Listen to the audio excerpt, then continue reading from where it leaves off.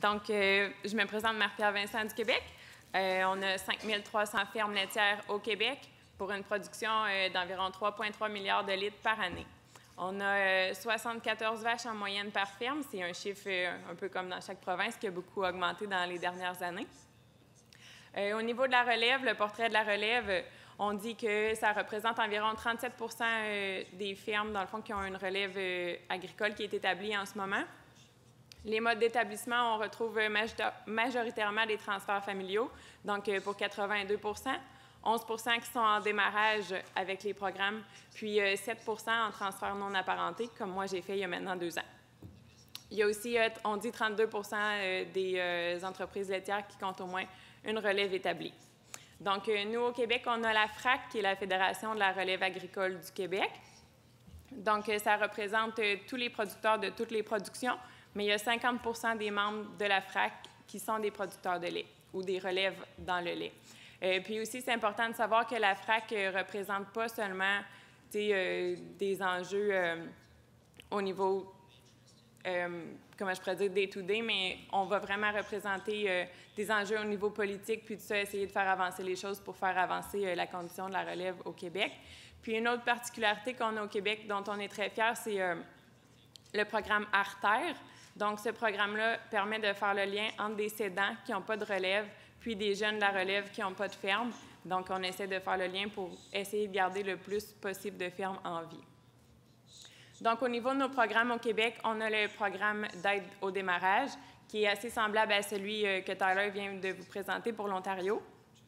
Donc, on a le 144 kg aussi de matières grasses qui sont disponibles à chaque année pour des fermes en démarrage. On a des prêts entre 12 et 16 kg aux fermes qui démarrent. Et puis, depuis 2006, depuis le début de ce programme-là, on a 110 fermes qui ont débuté. On a aussi un autre programme qui est un programme d'aide à la relève. Ça, c'est pour les jeunes qui sont déjà sur une ferme actuellement, qui deviennent propriétaires avec leurs parents ou qui s'associent avec quelqu'un d'autre. Donc, ce qu'il y a, c'est ici, le jeune a 21 des parts de l'entreprise.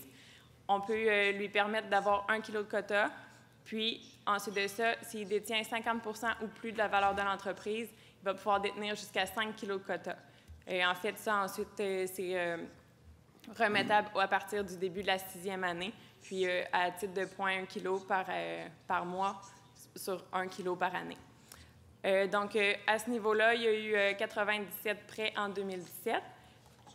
Puis, on a aussi, pour favoriser les jeunes qui vont à l'école, on a une aide financière dépendant du niveau de scolarité entre 10 000 et 50 000 à l'établissement.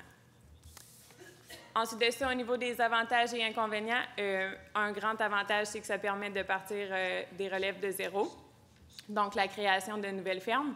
Au niveau des désavantages, on a le nombre de kilos accordés par le programme. On trouve personnellement que ce n'est pas tout à fait suffisant pour assurer une pérennité des fermes. Aussi, le remboursement des kilos commence à la 10e année pour le programme, donc ça peut des fois freiner le développement des fermes. Puis souvent, ces kilos-là pourraient être mieux utilisés dans le cas de transfert d'entreprise. Donc, des améliorations qu'on propose sont l'augmentation du nombre de kilos pour la relève, puis la possibilité de jumeler les deux programmes. Thank you, New Brunswick.